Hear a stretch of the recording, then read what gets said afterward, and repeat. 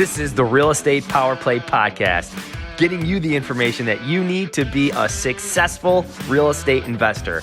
Hosted by Mark Monroe, Ronald Walker, Gabe Rodarte, and me, Marty Grizzanti. Combined, we've done thousands of real estate transactions. So get ready for real stories and true case studies on finding deals, growing portfolios, and making money. Welcome to the show.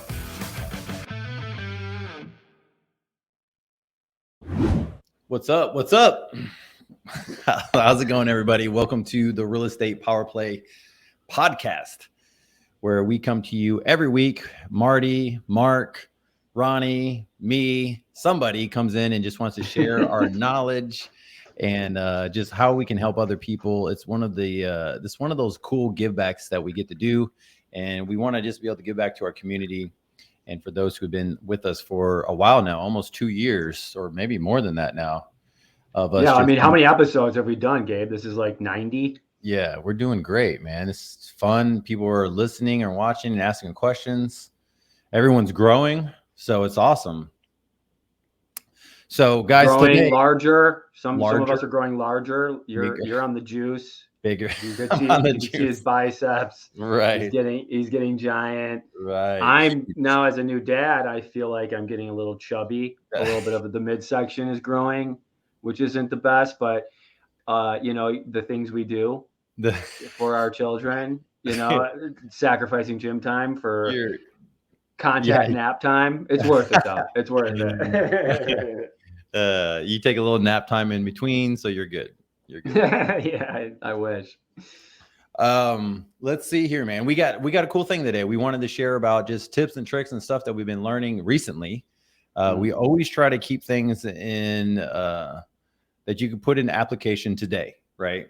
That's kind of one of the key things. We don't want to just play around and talk about something that's working from 20 years ago. We want to talk about what are we doing today in our strategies. Some of them are the same. Some of them are just tweaking what we already do, right? Yeah. And adjusting some things. So we have a lot of cool stuff to share. So today we're basically going over strategies, tips, and best practices for real estate investing, which is a huge topic in itself. So here's my question.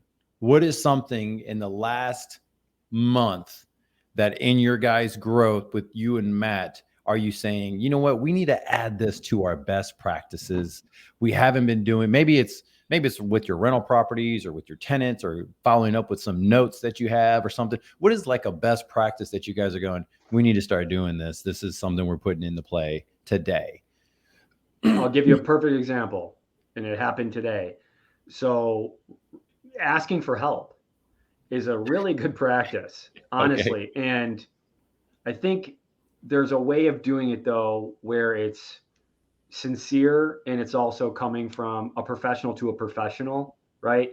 And it's not give me help because I'm helpless. It's I have a problem that I know that you've faced before, advanced investor.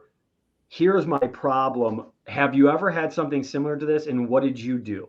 Right? So, it's not a generic thing when people go, hey, I want to get in real estate, help me. That is a lot to throw at someone. Now, what is it that you're looking to do, Gabe? What is it? Well, I'm buying a single family house. Where do I get funding? Okay, cool. I can help you with that. I know exactly what that's like. And I've had that problem. Here's how I do it. Or, hey, I'm looking for deal flow and I'm just not able to, what are some tools and tactics I can do, Marty? Well, number one, do you have an agent that's sending you deals weekly? That's sending you listings that are, maybe expired listings or been on the market for longer than 14, 20, 30 days? That, again, a specific problem that you can face. Now, my problem today was we're buying these USDA rural type properties, and there's very small amount of people that are doing this. So I've been on the phone trying to contact this operator whose level's above currently that's doing it, not getting a return phone call. So what I did is I just showed up at the office and guess what? I got a phone call right after, because what does that show you? Right. I'm serious. Right. I'm very serious. So, I'm not saying show up at people's houses, but look, I honestly think there's a lot of value if you were to show up at people's offices that you admire. You might not get the time right then and there, but you can set an appointment. Right. No one's doing that. Yeah. No one's doing that, right? Yeah. And I bet you out of 10 of those people that you talk to, because they all started probably very similar, hungry, trying to make it, I guarantee you at least 75% of those people would take the time and meet with you, probably right then and there. And the other, just one, wouldn't give you the time or day. But I like those odds, Gabe. Right. Right. And that's one of the things that I really enjoy about you is that you think about this stuff quite often as like, it's kind of a no-brainer. Do you think that the reason why people don't like, what do you think is one of the catalysts or one of the major things why people don't do stuff like that? You think it's like pride or arrogance or just nervousness, or they're just flat out scared of going, man, I don't want to get a door shut in my face? Or is it just, they just don't know how, or that it actually still works? Yeah, it's probably a couple things. It probably is pride, right? You don't want to admit that you don't know how to do this. And what that does is it makes you just not do anything. I'm the complete opposite. I always say, you want to look like a fool. I'll walk right into an office and I might look silly. Don't care. How you doing, everybody? I'm Marty. Who's the captain of the ship here? Is Ben here? Is Ben here? I got to talk to Ben. I've been trying to get in touch with Ben. Again, I know that's very that so happens. I know that's very difficult for a lot of folks. Right. But it comes down to your level of urgency. I know I have, if I'm lucky, 60 summers left. Okay. I got 60 summers left. I'm 34. I don't care. Number one, I want the information. I have unbelievable belief in myself. So we're going to get crazy here, but you really need to have confidence in order to do that. And the way you get confidence is by, hey, I did my research. I know what I'm talking about.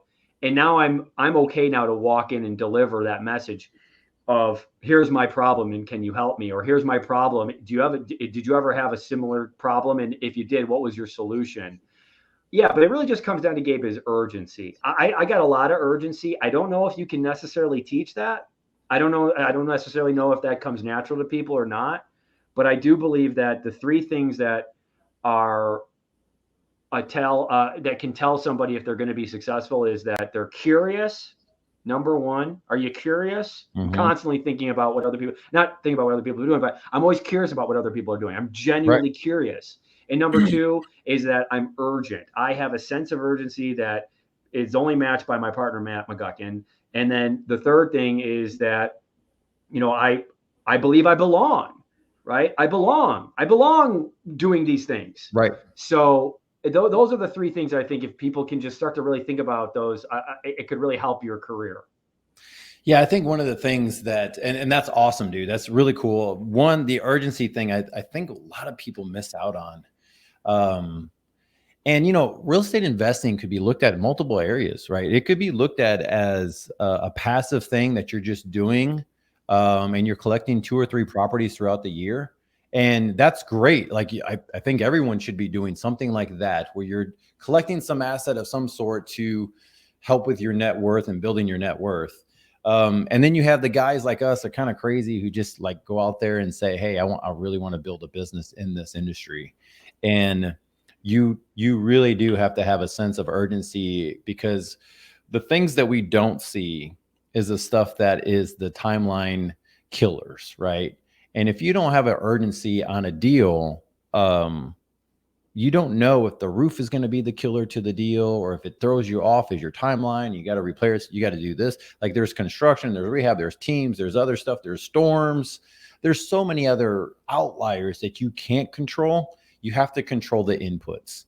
And what's interesting is that, like, people have different views towards this, Marty. I don't understand, but for me, I'm just going, if I could just wake up, have great energy, and work on my inputs, and my inputs eventually, like, who knows how that's going to be, whether you go into 10 doors and you're knocking on doors and you're saying hi to people and you're meeting the attorneys and the lawyers and a financial person, you're going to the banks. I mean, I think one of the things that people miss out on is, and this is a cool tip, is like, go into a bank. Just go into a bank and go, hey, this is my first deal. I'm just trying to figure out who does stuff like this. Yeah, I love that. And then, you know what I think that also happens? Like, there's power in that, right? Like you were saying, the confidence, like we're in this world where you can go to social media and just look anywhere, Facebook, Twitter, and go, hey, does anyone have a contact for so-and-so? Beautiful. Beautiful. I think you should do that, by the way.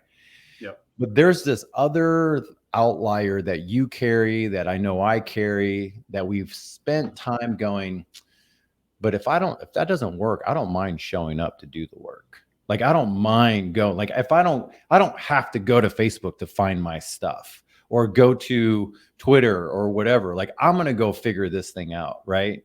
And I think that's the outlier part. The difference between like what you guys have accomplished and what we have accomplished is just making that extra effort. And I don't know how how you can bottle it up with anyone besides saying you have to go and figure this stuff out. Well, to your point, Gabe, we just got a comment here about showing up to a bank, right? Walking in. And it says, for those who are just listening, but the comment was, we love when potential clients needing a loan come by. We do traditional and private lending. It gives us a chance to show our office and show that we're legitimate. They want you too. They want to talk with you. They want to network with you, these folks. And it's a really great way of showing that you're real. That builds confidence, that you had the confidence to walk in. And now you're building a relationship, and that person might not be able to help you, but they can point you in the right direction.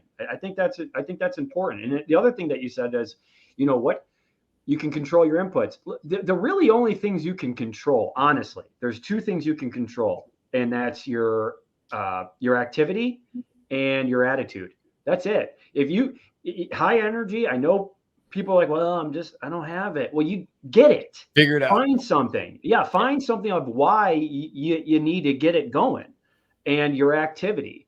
And how you can get a better attitude is having better activity, right? Yeah. If you're in the dumps, you can work you can make dials and call through and get into a better attitude. You really can. If I'm ever feeling like I'm just a little sluggish, I'm getting on the phone. I do my 10 calls and I'm like, wow, I feel better. Or I go to the gym. Difference. It makes so much of a difference. I don't even know how to quantify. And I know that you and I we tend to be leaning more towards the go-getter, the person who's out there just wanting to make stuff happen. We tend not to lean towards the analytic mindset type person. We lean toward, and guys, look, there's plenty of entrepreneurs in real estate investing that lean towards that. Perfectly fine. And I totally understand. But by far, most people change their attitudes by being in connection with other people. When we used to run, we put 200 people in a room. Even the people in the corners, we would get to go and talk to other people, and then didn't want to talk to anyone. And come on, let me meet you. Let me have you meet somebody. And there was like this energy that would happen. And it's funny because that guy or that lady that was more of a introverted type person, that they might have 5 or 7 houses and they want to connect more. Next thing you know, they're leaving the meetings going, I felt so great leaving that meeting. It was so good. They call me the next day or whatever might happen. And I'm going, really? Did anything come out of it? Not yet. But it was just great to connect with somebody. And it was great to build that relationship. And man, that's just good business. Yep. And, we're kind of talking about business skills, but guys, this is so key. If you're going to do real estate investing, pounding the phones one way or the other. We've been pivoting more towards commercial assets, and man, it's a lot of phone pounding. It's no different than single family assets where you're talking to hundreds of sellers or realtors or agents. Yeah. You're talking to realtors and you want to get them on the phone, figure out your script, talk to them. A friend of mine was talking about raising money, Marty, and a guy that and he goes, hey, what do you think about this script? I'm like, that sounds beautiful. Now use it everywhere you go. And it was just simple, like I put my friend's money to work on assets with great returns, something like that. And I was like, great, now use it. And then he's like, man, I just used it and it's crazy to hear people's responses. Yeah. Right. But it's that momentum of keeping that going. Yeah. I think that's exactly it. I think it's momentum. You gotta figure out a way to get that momentum going. And that's for everybody. That's whether you're doing 1 deal a year or 100 deals a year.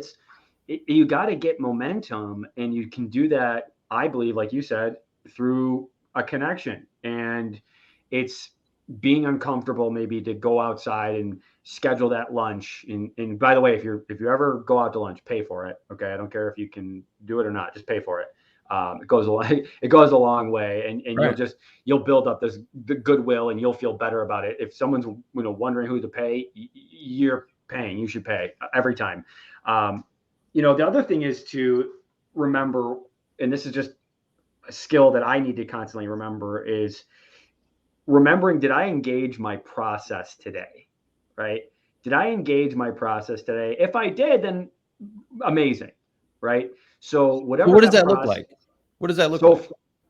So our process is really, did I do my outreach? Okay, because I can't control if a seller says yes or no. I can't control if a broker wants to, send me something or meet with me or, give me the time or day, right, on a specific deal. I can't control that, but I can control if I did my outreach. I can control if my attitude when I was talking to them was on point. I can control if I was really listening to the seller or to my, investors on what they really are looking for when they are wanting to invest in a deal with us, right? So I don't look at, like, for instance, the score is going to take care of itself. I always say that, look at that book was amazing. The score will take care of itself. I can't remember. I think it's literally that title. Let's see, we'll look it up. Yeah, look that up. But that's really it. The process is, I got a certain amount of calls I got to do. I got a certain amount of activity I want to take, which is, I got my mailers going. Did I do my follow-ups on these certain people?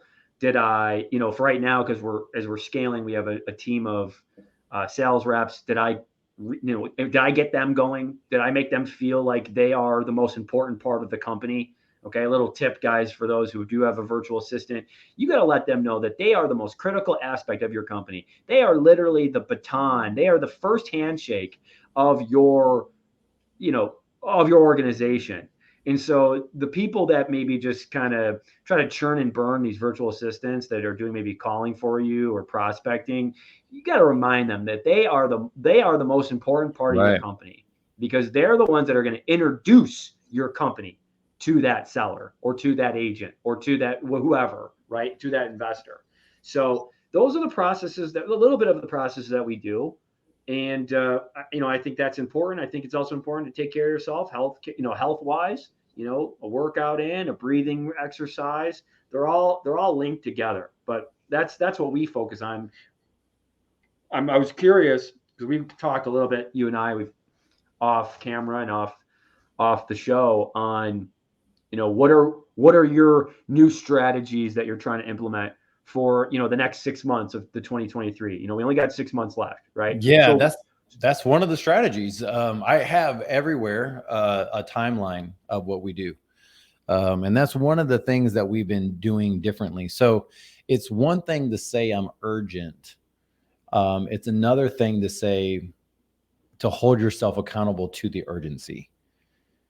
So I'll say that again, because that's helped me, is like, I've always saw myself as an urgent person, like, let's just go.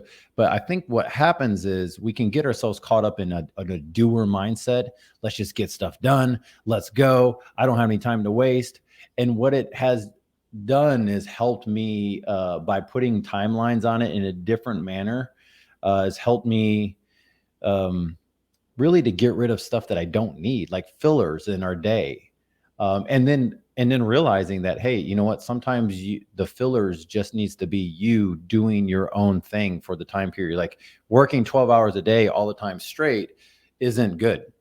Okay. But working maybe a 12-hour day and you have these other gaps that are designated for different stuff in your day. And you got I got a kid time in between there, and it's summertime. So the kids are in the other room and I'm like, hey guys, lunchtime, We're going to go in the backyard and hang out. Let's go grab lunch, blah, blah, blah.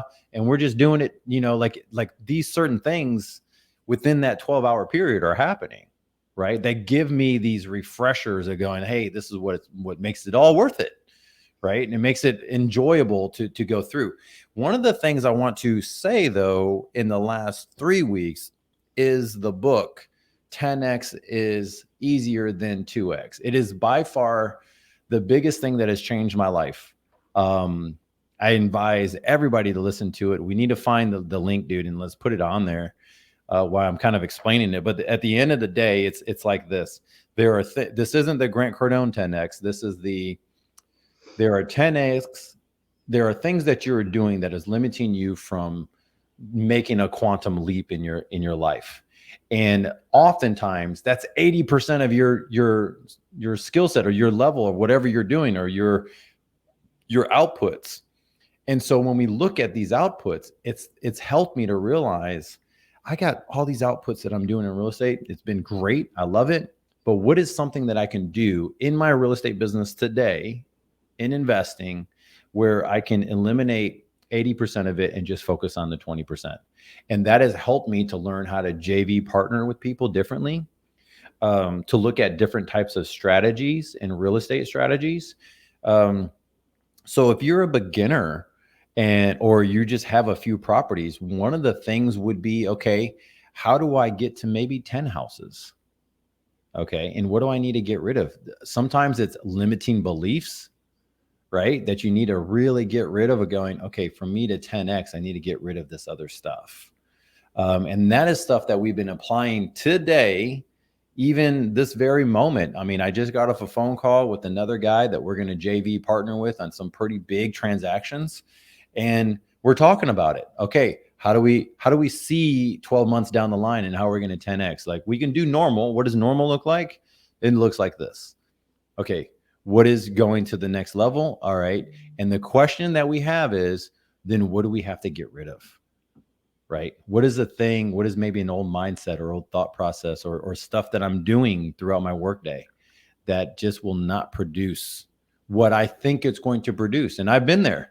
I think a lot of us get there, right? Of just going, I think I'm going to eventually get there. You end up 6 months down the line, 12 months, and you're going, man, that didn't work. Right? Yeah, and it's scary to do that too, by the way. It's scary to give up that, because I'm reading that same book right now. Gabe and I are in similar, masterminds. And so that book has come up in one of ours and it's really been a very fun, insightful read. And, it's really a tough thing to cut what is bringing in, the majority of your, let's say your money and it's what your majority of your focus on. But for us, it's like, okay, we know that 20% of our business right now, probably lower than that, about 10% is commercial, but it's got the highest payback. It's got the highest rewards, and it's going to be a work in progress. I don't think people should just cut it right away. Right. But I do believe they should see the fruits of that 10%. And once they know that, man, that's really where I got to be, this other stuff is just my busy stuff that just, for instance, for us, that was property management. And we 10X by hiring a bookkeeper and a property manager, because that was a lot more than we thought we could do. Good. Yeah, there was a lot more than we thought we could do, but we were able to do it. And it's been one of the best things we've ever done. Right. Same thing with hiring our first employee. We went from, 0 to 3, and that felt like 10X because, there's payroll, there's 401ks, right? There's a lot involved with that. But now we don't have to scramble to find a contractor. We got our team. We got real people who are really, really good at what they are doing, and they want to continue to do that, and they want to do that with us. That's a beautiful thing. So, yeah, I think it takes a leap of faith. And one of the quotes that has always helped me when I think people are thinking about taking a leap of faith of buying that first rental or buying that first flip or, maybe going up and going bigger is that if you do leap and you're paranoid, got to have a little paranoia, a net will appear. I really believe that. If you do take that leap of faith, a net will appear. And Gabe, I feel it. It just can't be wrong. You can't go wrong. You're going to get something from it, whether it's going to be a giant profit or a giant learning lesson. Those are both fantastic things to have. Right. That's really good, man. I'm just kind of just seeing the growth of all of us that have gone through this. And then, I mean, how many people have we been, receiving DMs from and text messages and stuff that we can help people through the process. And it is probably the number one fear of most people. Yeah. Of like, okay, I got to take this leap, and how's that going to go? And guys, you know what? It's totally okay to say, I need a JV partner to make this happen, or I need a coach just for the next thing. I think that people, Marty, join programs thinking that this is going to, like, man, I'm going to join this program. Like, yeah, but once you get the info, it's yours. Yeah. Right. Once you've learned it, you can do it. Yes. And it's not a marriage to whatever program. You're there for a reason. So here's the hot tip, guys. And I know that we have a lot to go over, but we do have a timeline. Here's the hot tip that I figured out that I think most people get caught up in. When you join a coaching program or training, look at it as like you just bought a book. You want to get the best out of that book. You want to find out everything you can, do everything you can with the book. The whole point of reading the book is to give you a different insight, different perspective. You might have someone there holding your hand through a deal, maybe your first deal. I had someone hold my hand kind of through the first deal. I've just fumbled through a lot of stuff. It was a kind of a mess, but I had a lender that was like, let's just figure this thing out. Great. We did that. We partnered maybe on 3-4 deals together, and then that was it. And that was the intention. We made it very clear. We're not looking at like being married in this thing forever. Let's just do deal by deal and figure this thing out. And then eventually it's like, okay, do you still want it? No, I don't. She went to go do something else, and I was out doing something. I was like, I want to go in this direction. Perfect. And I think that some people join different things, Marty, thinking that it needs to be a marriage. And really, you need to go in there with the perspective of going, even if there's only 10%, which I doubt, but even if there's only 10% of great stuff in here, I'm going to get it. I'm going to dig that thing out. And with that mentality, I've seen those who approach those different program, different things that they've done, events, whatever, with that mentality, they get so much more out of it because now they're going, I want to dig. I want to find something awesome here, and I'm looking for it. I want to leave this thing with whatever, like something powerful that you're trying to come out with. And I think that's something that you and I have, for some reason, have figured that out. I mean, I remember going to West Palm and we're going, listen, we're just trying to figure out these couple things, right? We figured it out. We did it. We ran after it, had great time in the meantime, which is perfect, right? But that's what we were digging for. And you find the answer, you find those connections. I mean, that's just something. That's a great tip. No, it's a great tip. I think that's right on, with a tip being join a mastermind. Look, the best in the world are coached, and you're not the best in the world, right? Whoever's listening to this. So why are the best in the world being coached and they're paying for coaching and the beginners don't, right? And I know there's different financial obligations for folks on that, but I would just say do whatever you possibly can to, when you find that person or that group or that program and you vet it and you've done your due diligence, because you certainly want to do that, but then take that leap of faith into that coaching. I don't have a coaching platform to sell you, and that's not what I'm here for. I know Gabe doesn't. That's not what we're doing. It's not what we're doing. I'm just saying that can absolutely 10x you. And that's a tip that I'm so glad I did that. And because it brought me around people like a Gabe. Look, I'll give you this just straight up. I joined a coaching program, learned a ton about creative finance and creative deals. From that, I met Gabe. From that, we started a podcast. From that, Gabe told me about another commercial real estate investing coaching group. From that, I was able to buy a storage facility, had the confidence to buy, and partner on apartment buildings. And now it also opened up doors to other people, right? Who are another, I would say, an Empire State Building length ahead of me, right? Right. And those people are there. So if those people are there getting this coaching, well, how I don't have any excuse to not get it. But then you're around those people who are doing stuff, and you go, look, I love that person, but they're not any better or different than me. Why can't I? And so it instills you with that belief of, I think I'm in the right place and I belong. And that's, again, the three things that I think are so critical right now is that you be curious about what's going on, be curious about the market, be curious about learning, constantly, be on top of it with your urgency. How do you become urgent? Remember that you're going to die.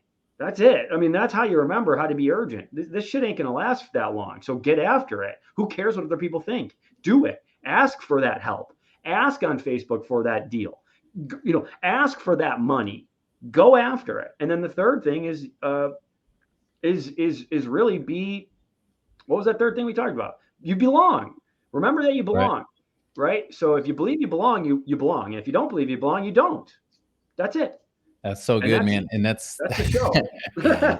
that is the show, guys. We can wrap it up there because that's one of the things I just want to highlight what you said. There's this part where the people that are the most energized, you're saying bringing energy and stuff. Have you noticed that they're the ones that are coached? Of course. They're the ones that Shocking. are coached. They are the ones that are saying, hey, listen, I'm going to someone to get coached, mental coach, spiritually coached, financially coached, business coached, real estate coached, you name it. They're willing to level up. And here's the thing that I think most people miss, and then we need to close this out. When someone was saying, judging me one time, when I say judging, I don't know. They were just kind of gave a sniper about, oh, you're going to go join another program. And I'm going, listen, the reason why I like doing that is because I like to be around other people that are putting value on their education just as much as me, because they got to pay the same amount. And in that group, there might be some that might be tire kickers. I'm not really sure if this is my group or not. But if you're around it long enough, you'll find the people that are the go-getters within that group of people that are saying, I spent this money. Yeah, you spent the money. Let's do this. Right. So how else are you going to know and collapse time around the five people that you're around the most? Right. It sounds like a really long process. You're going to have to get really lucky. Marty got super lucky with Matt, but that was from before this business even started. Right. It's not easy to do. And so one of the coolest ways is just to go in and connect with other people. And it's not just going to a networking event. You're going to have to go and find those people that are going to help you level up. And that is the show, ladies and gentlemen. Real Estate Power Play podcast coming to you from, I got Houston, Texas over here and Rochester, New York. We love you guys, and we'll see you guys later. Yeah. This has been another episode of Real Estate Power Play, guiding real estate entrepreneurs to a brighter future. If you liked what you heard, consider subscribing wherever you listen to your podcast, or follow us on YouTube at Real Estate Power Play.